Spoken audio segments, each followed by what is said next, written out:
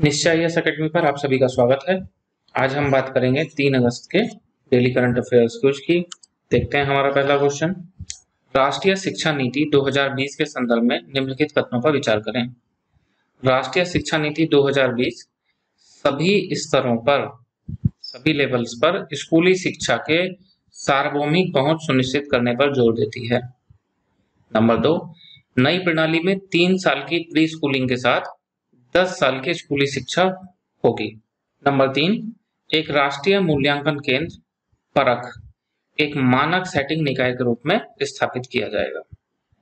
तो चर्चा में क्यों है वो आप सब लोग जानते ही हैं कि एक नई शिक्षा नीति आई है जिसने कि 1986 की शिक्षा नीति की जगह ली है, नई शिक्षा नीति 2020, जिसमें काफी बड़े स्तर पर सरकार ने शिक्षा नीति में बदलाव किए हैं। उसमें एक बदलाव किया है शिक्षा के सार्वभौमिकरण का। इस नीति का उद्देश्य पूर्व प्राथमिक और माध्यमिक स्तर पर शिक्षा का सार्वभौमिकरण करना है। पूर्व प्राथमिक शिक्षा 3 से 6 वर्ष की आयु सीमा, इसे 2025 तक करना है और 2030 तक स्कूली शिक्षा में 100% सकल नामांकन अनुपात ये प्राप्त करना है। तो पूर्व माध्यमिक से माध्यमिक तक शिक्षा का सार्वभौमिकरण कब करना है? 2030 तक। और पूर्व प्राथमिक का कब तक करना है? 2025 तक। नई प्रणाली में 3 साल की आंगनवाड़ी या प्री स्कूलिंग के साथ 12 साल की स्कूली शिक्षा होगी। विकल्प में क्या दिया है? 10 साल की, 10 नहीं, 3 साल की प्री स्कूलिंग या आंगनवाड़ी और उसके साथ 12 साल की स्कूली शिक्षा, 10 साल नहीं है, ठीक। और एक नया राष्ट्रीय मूल्यांकन केंद्र परख, performance assessment, review and analysis of knowledge for holistic development, ये एक नया मूल्यांकन केंद्र खोला जाएगा, एक मानक सेटिंग निकाय के रूप में इसे स्थापित किया जाएगा। देखते हैं तो सही आंसर क्या होगा।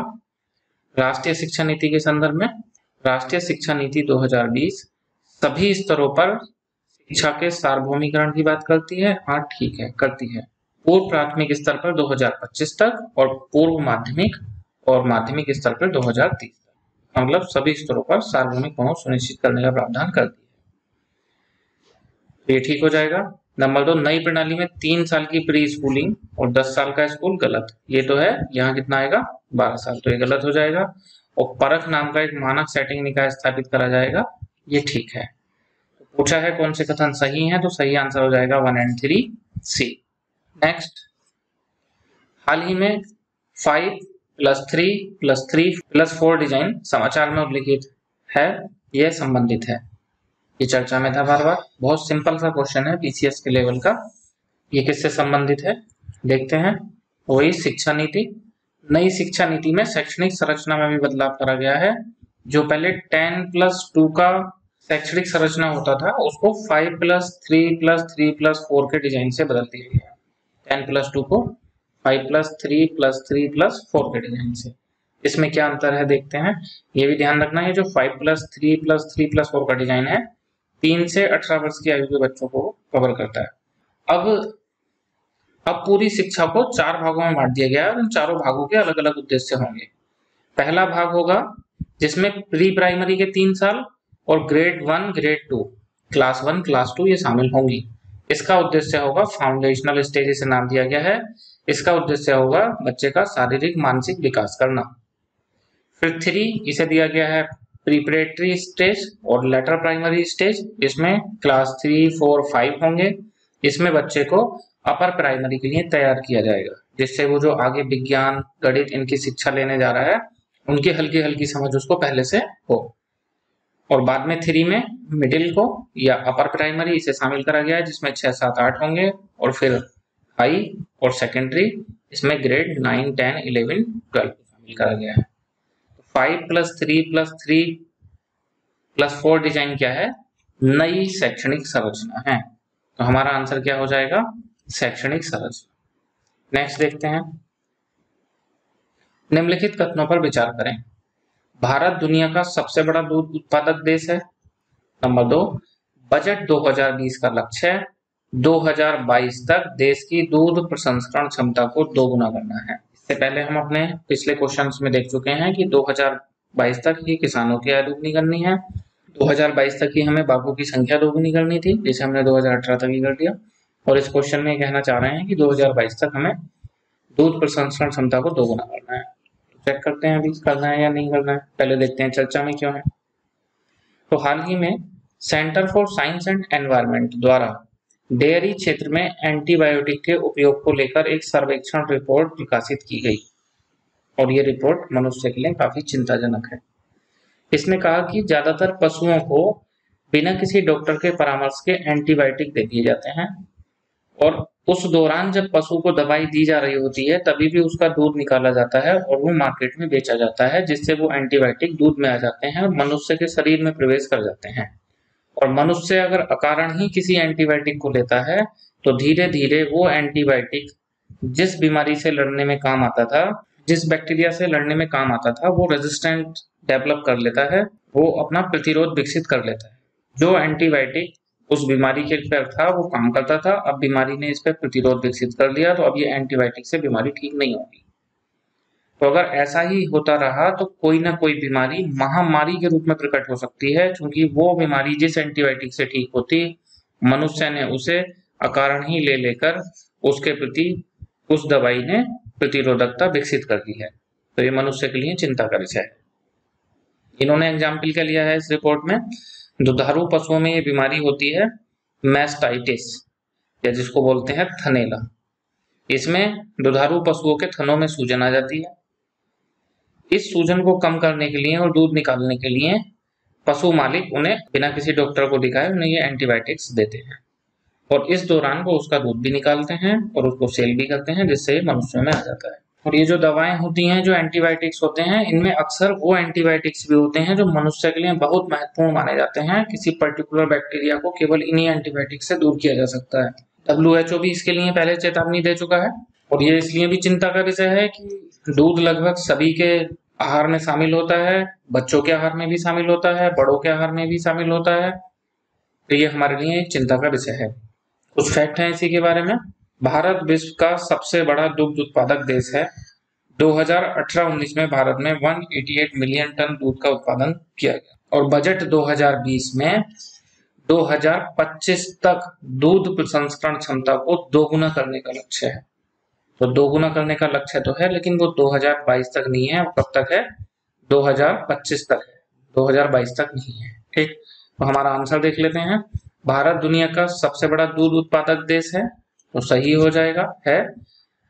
बजट 2020 का लक्ष्य 2022 नहीं, कितना 2025 तक दूध प्रसंस्करण क्षमता को दोगुना करना है, तो ये गलत हो जाएगा।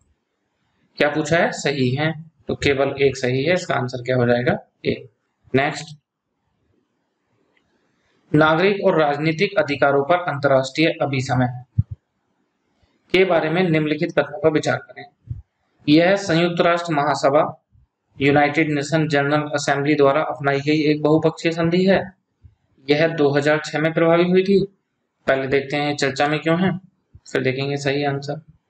विश्व के विभिन्न भागों में जो राजनीतिक अधिकारों की मांग के लिए लोग शांतिपूर्ण प्रदर्शन करते हैं या सोशल मीडिया का प्रयोग करते हैं शांतिपूर्ण प्रदर्शन के लिए, अपनी बात रखने के लिए, हाल ही में मानवाधिकार समिति के स्वतंत्र विशेषज्ञों द्वारा शांतिपूर्ण सम्मेलन का अधिकार की एक नई व्याख्या प्रकाशित की गई है, जिसमें सोशल मीडिया पे कुछ पोस्ट करना जो कोई दंगा ना भड़काता हो और शांतिपूर्ण तरीके से सम्मेलन करना, ये सब चीजें उसमें शामिल हैं, जिसकी वजह से ये चर्चा में है।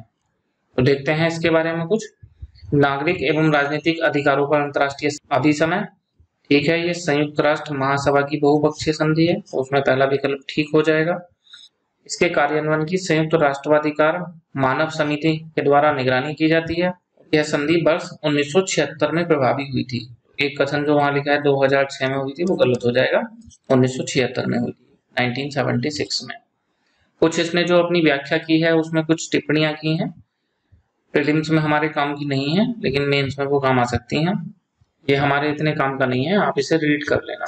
हमारा क्वेश्चन जो हमने अभी देखा उतने से हो जाएगा। इस अभिसमय के बारे में, ये संयुक्त राष्ट्र की एक बहुपक्षीय संधि है, तो ठीक हो जाएगा। 2006 में प्रभावी हुई थी? नहीं, 1976 में हुई थी। पूछा है सही है, केवल एक सही है, इसका आंसर भी क्या हो जाएगा? ए।